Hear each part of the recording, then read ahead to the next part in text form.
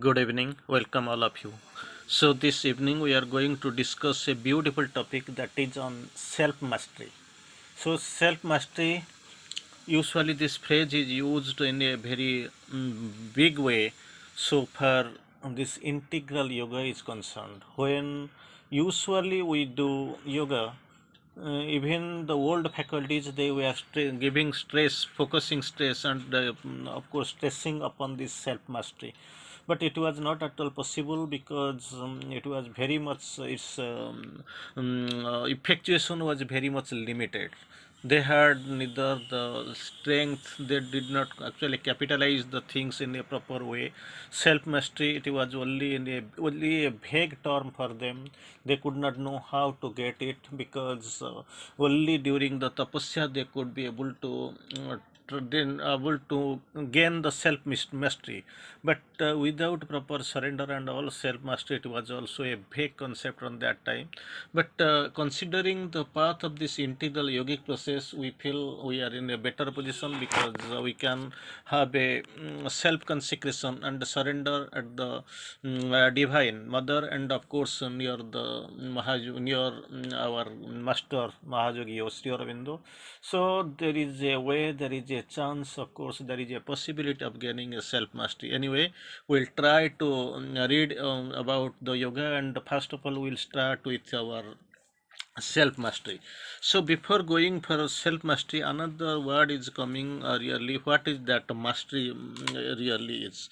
When considering this mastery, steer in the course, you must be master of what you do and not possessed by it.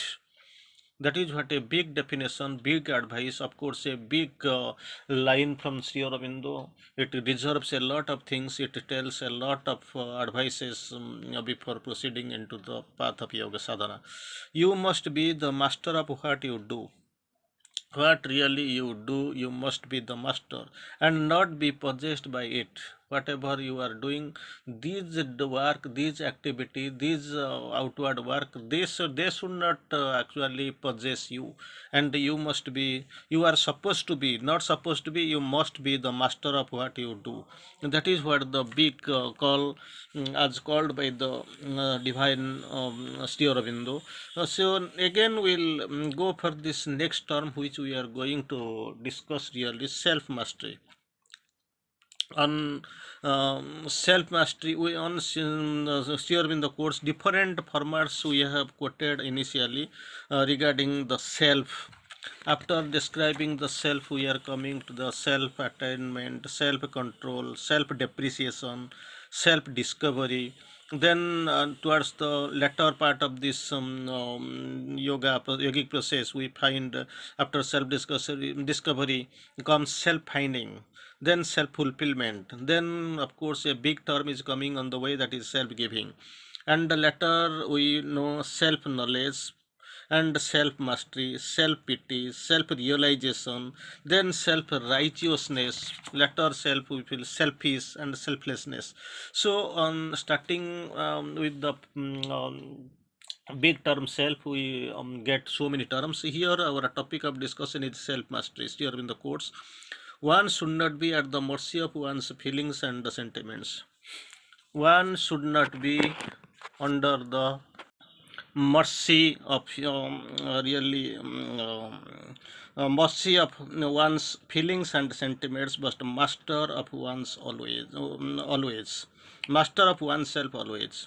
So you need not be, you must not be under the mercy of your feelings and sentiments, but you must master oneself always.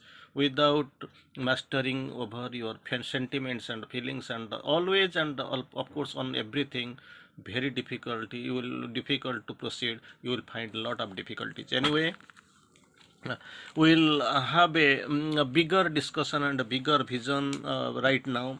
Still in the course, to be aware of one's central consciousness beautifully.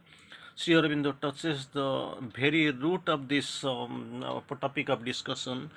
To be aware of one's central consciousness and know the action of the forces, that is the first definite step towards self mastery. Again, just imagine two steps here in the course here.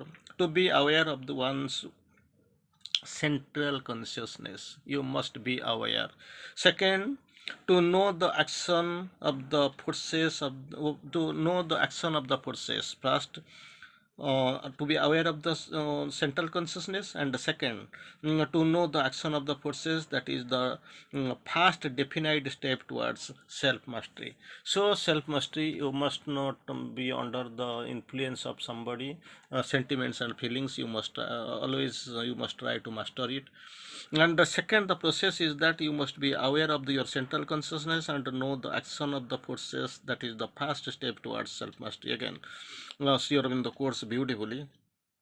So long as the mind is jumping about or rushing out to outside things, so all the problems generally and usually happens with the mind. And with the mind we are with the mind we are man, and the most of the difficulties are coming out of the fluctuation of the mind. Different minds we have seen, so we are quoting on the surface mind here. As long as the mind is jumping over or rushing out to outside things, it is not possible to be inward, collected, conscious within. That is what the inner consciousness. So that is the most required thing. But as long as the mind is jumping about and rushing to outside things, not possible to be inward, collected, conscious within. That is a great topic, great thing that which has been described by the Lord of ourselves, our Lord. The consciousness means both. Sometimes we feel, what is this consciousness? Consciousness means both.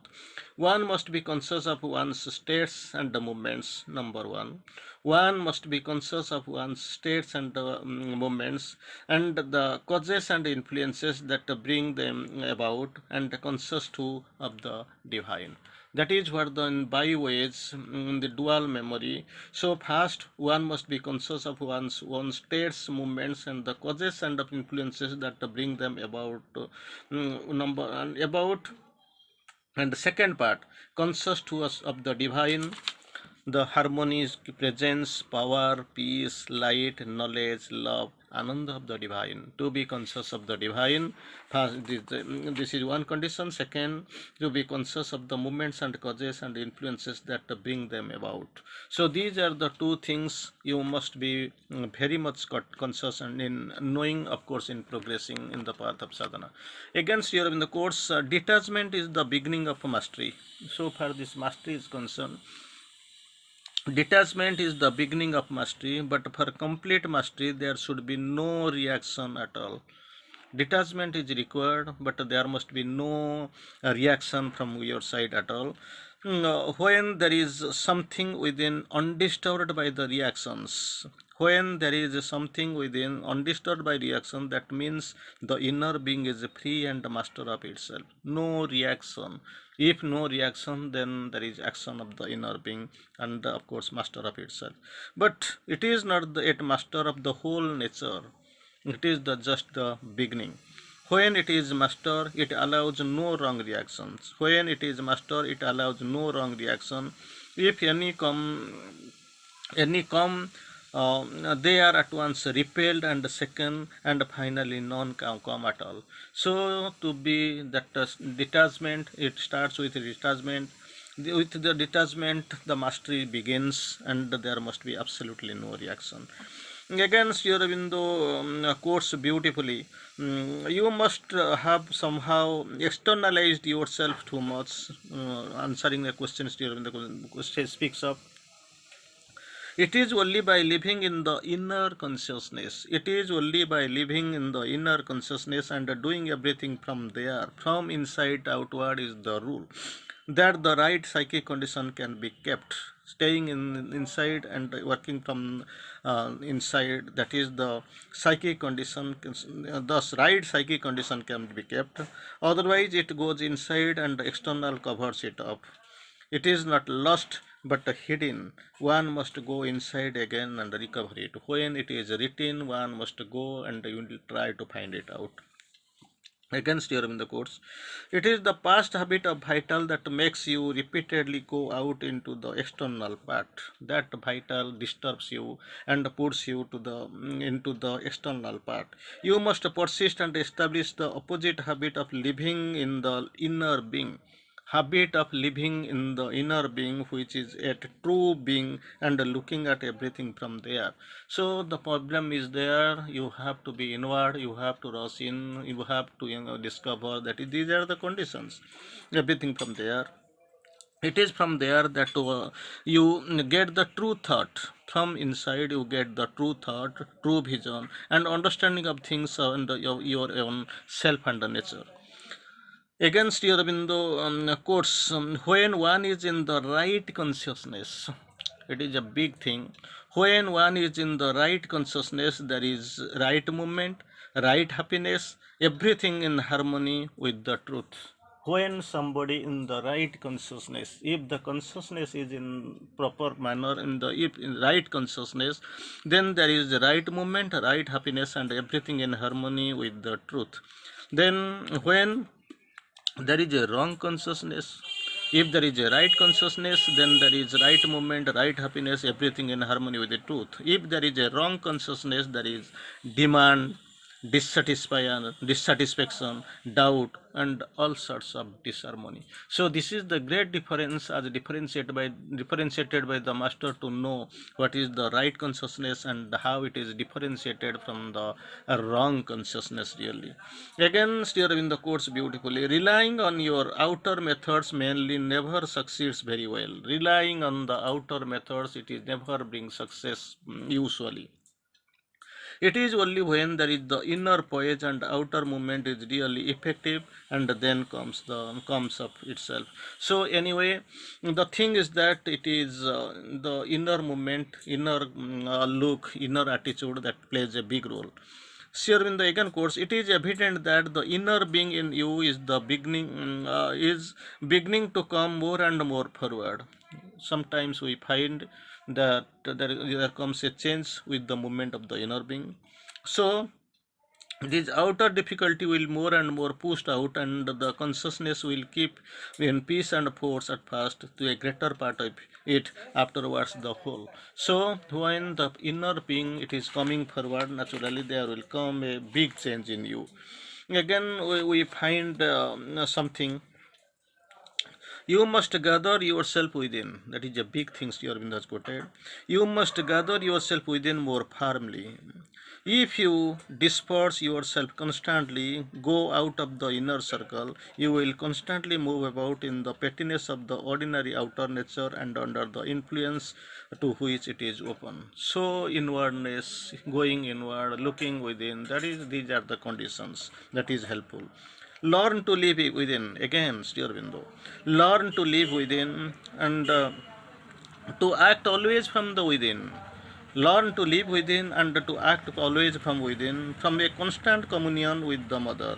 It may be difficult at first to do always and completely, but it can be done if one sticks to it. It is at that price, by learning to do that, that one can have the siddhi in the yoga. So anyway, the thing is very clear. Inner life, inner progression, anyhow, these are the most, and it has to be.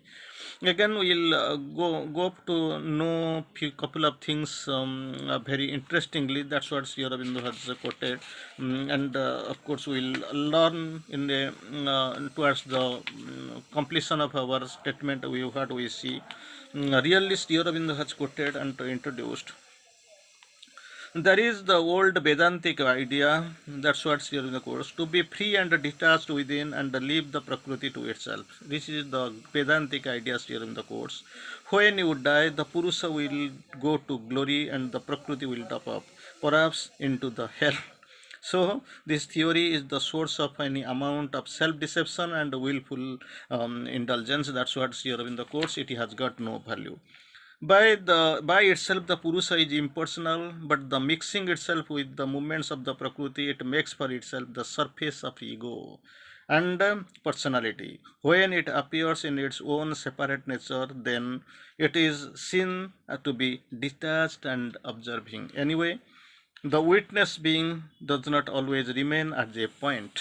The witness being does not always remain at a point. It becomes something extended and supporting the rest. Anyway, we have got a brief idea that is on self mastery. It is a must.